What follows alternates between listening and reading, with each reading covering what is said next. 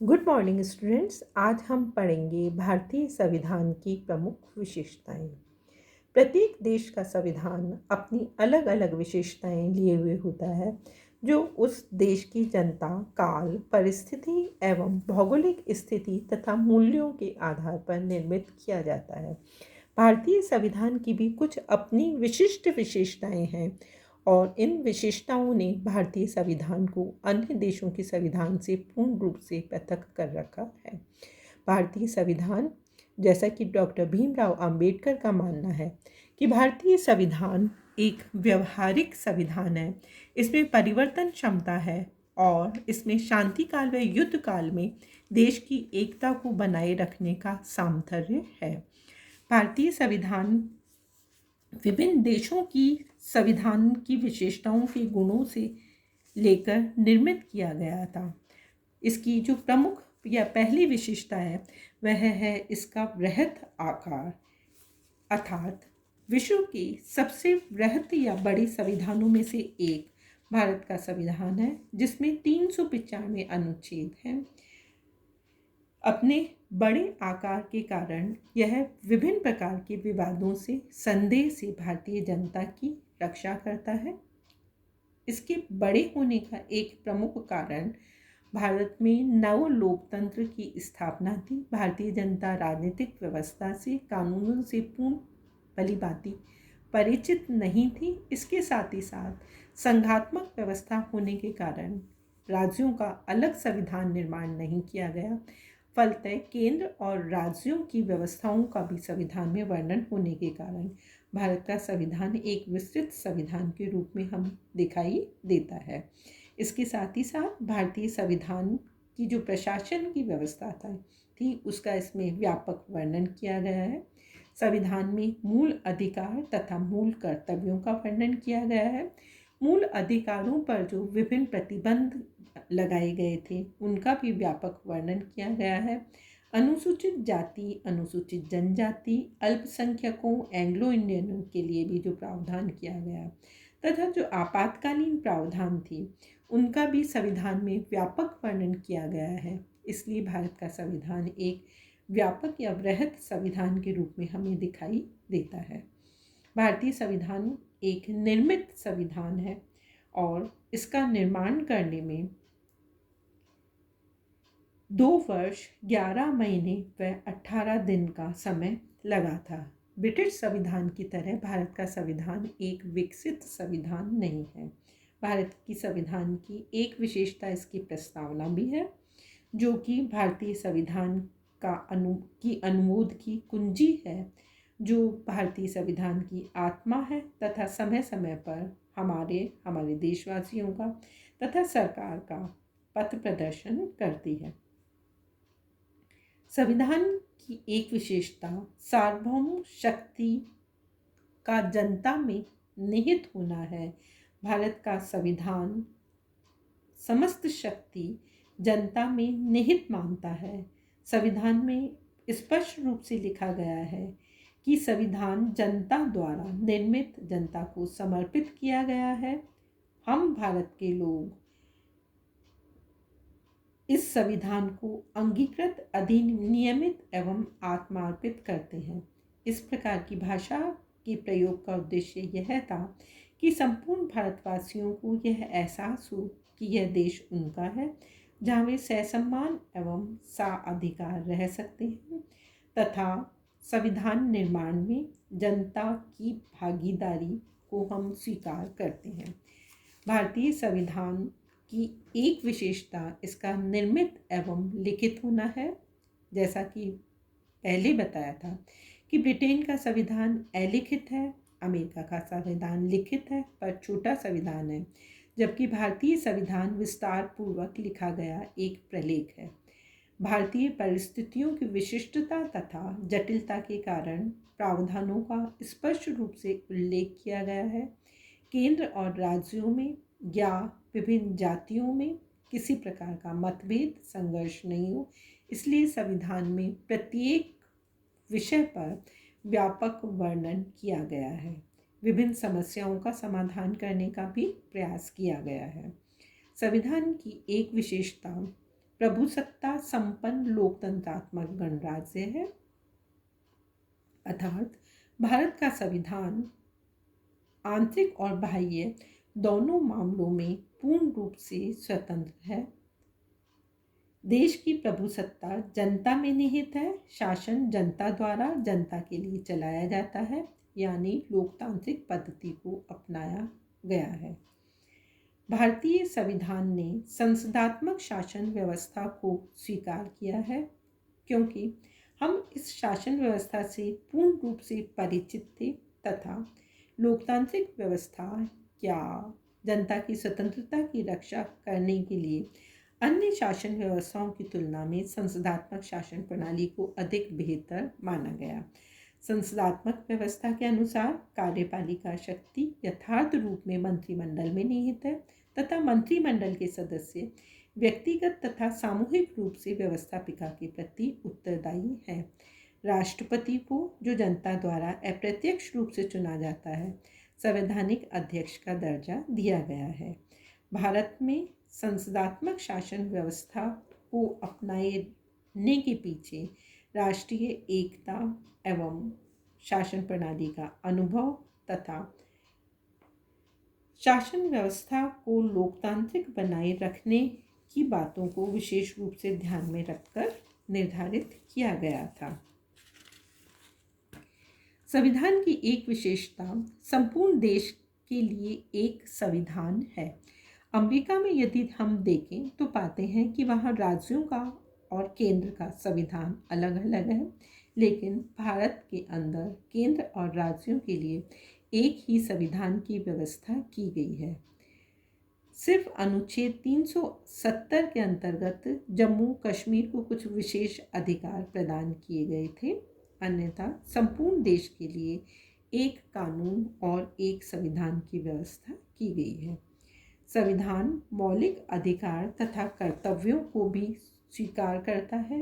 किसी भी स्वतंत्र, सभ्य व सुसंस्कृत देश के लिए नागरिकों को मूल अधिकार देना अनिवार्य है और भारत के अंदर भी जनता को इन अधिकारों को प्रदान किया गया है ताकि वे मानवोचित जीवन तथा अपने व्यक्तित्व का पूर्ण विकास कर सकें।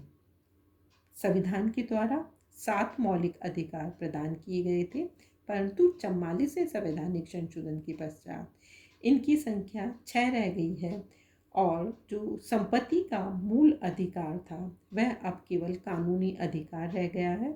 ये सभी अधिकार वाद योग्य हैं। इन अधिकारों का हनन होने पर नागरिकों को अदालत में रक्षा करने का अधिकार प्रदान किया गया है। संविधान के द्वारा 42वें संवैधानिक संशोधन के द्वारा 10 मौलिक कर्तव्यों का भी उल्लेख किया गया है ताकि जनता अधिकारों के साथ ही साथ अपने कर्तव्यों का पालन करे और देश की जो समन्वित संस्कृति और जो गौरवशाली परंपराएं हैं, देश की जनता में जो भ्रातृत्व की भावना है, देश की जनता में एकता और अखंडता की रक्षा करने की भावनाएं हैं, उनका विकास हो सके। संविधान राज्य के नीति निर्देशक तत्वों का भी उल्लेख करता है और संविधान का जो भाग 4 है वह सामाजिक आर्थिक विकास, न्याय व समता के उद्देश्य को सामने रखते हुए सरकार के लिए एक प्रेरणा का कार्य करता है, प्रेरणा प्रदान करता है और ये विश्वास करता है कि आने वाले समय में सरकार इन नीति निर्देशक तत्वों के आधार पर कार्य करने का प्रयास करेगी और देश की जनता को इनको प्रदान करने के लिए निरंतर प्रयत्नरत रहेगी। संविधान की एक विशेषता समाजवादी राज्य है, जो कि 42वें संवैधानिक संशोधन के द्वारा जोड़ा गया है। मूल संविधान में यद्यपि समाजवादी शब्द का प्रयोग नहीं किया गया था, परंतु देश की जनता को आर्थिक न्याय प्रदान करने के लिए समाजवादी शब्द का प्रयोग किया गया। भारत की विशिष्ट परिस्थितियों को ध्यान में रखकर हमने लोकतांत्रिक समाजवाद को अपनाया है, जिसमें लोकतंत्र और समाजवाद दोनों के गुणों को समन्वित किया गया है। भारतीय संविधान पंथ निरपेक्ष राज्य है और 42वें संवैधानिक संशोधन के द्वारा पंथ निरपेक्षता को या धर्मनिरपेक्ष शब्द को जोड़ा गया था, जो कि पंथ निरपेक्षता में परिवर्तित हुआ। भारत किसी भी पंथ को राज्य धर्म बनाने का इच्छुक नहीं है और हम किसी पंथ विशेष को संरक्षण प्रदान नहीं करना चाहते। यह स्पष्ट करता है कि हम सर्वधर्म समभाव में विश्वास करते हैं और प्रत्येक व्यक्ति को अपनी पूजा अर्चना या अंतर आत्मा की स्वतंत्रता प्रदान करते हैं। भारतीय संविधान की एक प्रमुख विशेषता इसकी विशिष्ट संघीय व्यवस्था है।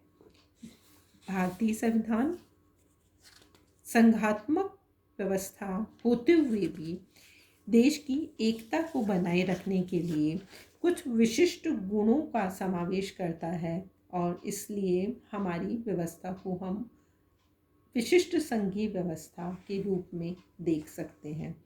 यद्यपि कुछ आलोचक इसकी विशिष्टताओं के कारण इसे संघात्मक व्यवस्था मानने के लिए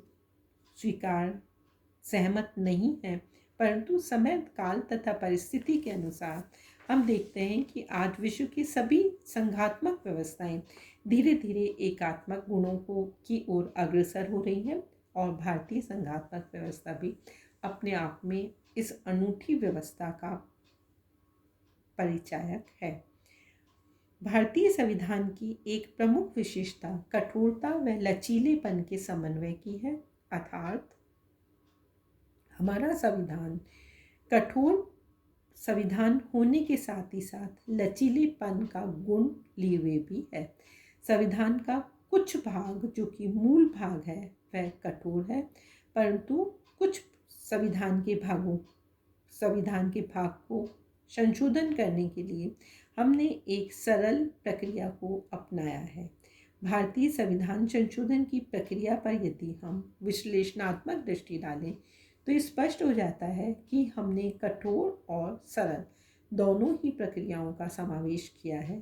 भारत के संविधान में 3 प्रकार से संशोधन होते हैं, जहां कुछ विषय संसद के दोनों सदनों के साधारण बहुमत से संशोधित किए जा सकते हैं, वहीं कुछ संविधान के कुछ भाग में संशोधन करने के लिए संसद के दोनों सदनों के पूर्ण बहुमत तथा उपस्थित सदस्यों के 2/3 बहुमत की आवश्यकता होती है।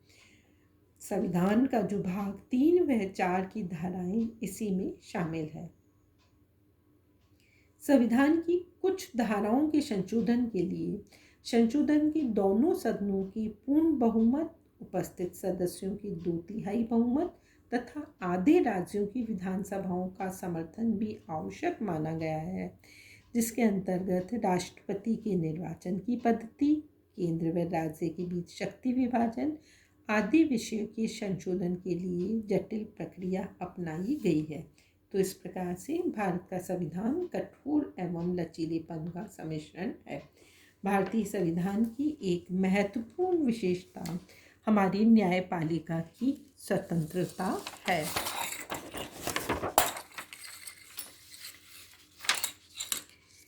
देश में लोकतंत्र की सुरक्षा के लिए नागरिकों के मौलिक अधिकारों की रक्षा के लिए न्यायपालिका का स्वतंत्र होना आवश्यक है।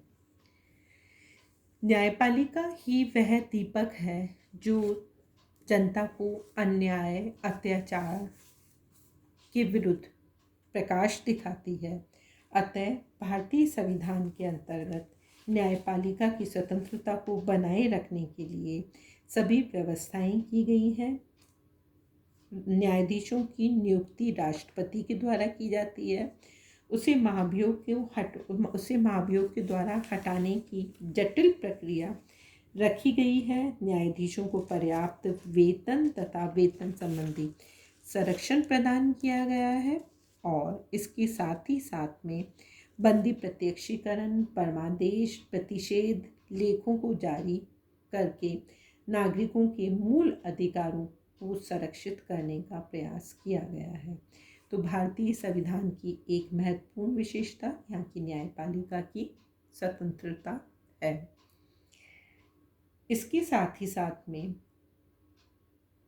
भारतीय संविधान संसदीय संप्रभुता व न्यायिक पुनरावलोकन के सिद्धांतों का समन्वय भी है। अर्थात हमने संसदीय प्रभुता और न्यायिक पुनरावलोकन में समन्वय स्थापित किया है ताकि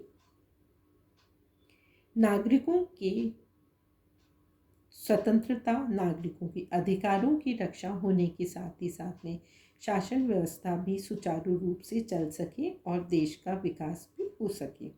इसके साथ ही अल्पसंख्यकों व पिछड़े वर्गों को भी संविधान के द्वारा सुरक्षा प्रदान की गई है ताकि जो समाज का पिछड़ा वर्ग है, जो हाशिए पर किसी कारण से छूट गया था, उसे धीरे धीरे विकसित कर देश की मुख्य धारा में शामिल किया जा सके और संविधान इनके लिए विशेष प्रावधान करता है ताकि उनका विकास हो सके। एक संविधान की एक विशेषता एक राजभाषा भी है। भारत बहुभाषा भाषी देश है। यहाँ विभिन्न क्षेत्रीय भाषाओं को भी पर्याप्त स्वतंत्रता प्रदान की गई है, उनके विकास के लिए भी पर्याप्त अवसर प्रदान किए गए हैं, परंतु इसके साथ ही साथ हिंदी को एक राष्ट्रभाषा के रूप में मान्यता प्रदान की गई है।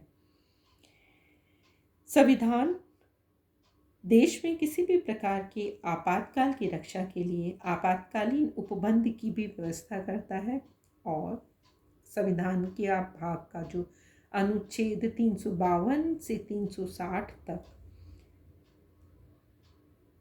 युद्ध, बाहरी आक्रमण, सशस्त्र विद्रोह की स्थिति में आपात स्थिति का अधिकार प्रदान करता है। इसके साथ ही साथ राज्यों की संवैधानिक तंत्र के विफल हो जाने पर अनुच्छेद 356 के द्वारा उस राज्य में आपात स्थिति को लागू किया जा सकता है। वित्तीय स्थायित्व के संकट की स्थिति में वित्तीय आपातकाल की भी घोषणा की जा सकती है। तो इस प्रकार भारतीय संविधान के द्वारा 3 प्रकार की आपातकाल की व्यवस्था की गई है। अनुच्छेद 352, अनुच्छेद 356 और इसके साथ ही साथ में वित्तीय आपातकाल के लिए अनुच्छेद 360 की व्यवस्था की गई है। भारत का संविधान में राष्ट्रपति का पद भी है जो कि देश की एकता का प्रतीक है और राष्ट्रपति संवैधानिक अध्यक्ष के रूप में कार्य करता है, देश में एकता को बनाए रखने का प्रयास करता है, देश के आंतरिक एवं बाहरी क्षेत्र में विभिन्न अपने दायित्वों का निर्वाह करता है। भारतीय संविधान की एक महत्वपूर्ण विशेषता शांतिपूर्ण सहअस्तित्व तथा विश्व भ्रातृत्व का लक्ष्य है। भारत का संविधान भारतीय गरिमा और मूल्यों का प्रतिनिधित्व करते हुए भारतीय सभ्यता एवं संस्कृति के अनुरूप विश्व शांति व सहअस्तित्व के जीवन दर्शन को दर्शाता है। अनुच्छेद 51 में भारत के अंतर्राष्ट्रीय उद्देश्य को स्पष्ट रूप से देखा जा सकता है। भारत न तो किसी देश की सीमा या आंतरिक मामले में अतिक्रमण हस्तक्षेप करना चाहता है, न स्वयं के मामले में किसी दूसरे के अतिक्रमण में हस्तक्षेप को बर्दाश्त करता है। भारतीय संविधान की एक महत्वपूर्ण विशेषता समृद्ध समाज की स्थापना का स्वप्न है, अर्थात हमारा संविधान एक ऐसे समाज व राष्ट्र का स्वप्न देखता है जो कि जन कल्याण पर आधारित हो, जहाँ कोई भी वर्ग उपेक्षित महसूस न करे, जीवन की न्यूनतम आवश्यकताओं की पूरी करने की सुविधा सभी को प्राप्त हो तथा ऐसा समाज भेदभाव रहित हो जिसमें बच्चे, वृद्ध, विकलांग, पिछड़े वर्ग के लोग सभी को विकास का लाभ प्राप्त हो सके। अतः भारतीय संविधान एक समृद्ध समाज की स्थापना का स्वप्न देखता है और जिसके लिए निरंतर प्रयत्नरत है। ये थी भारतीय संविधान की प्रमुख विशेषताएं। कल हम पढ़ेंगे भारतीय संविधान का मूल्यांकन।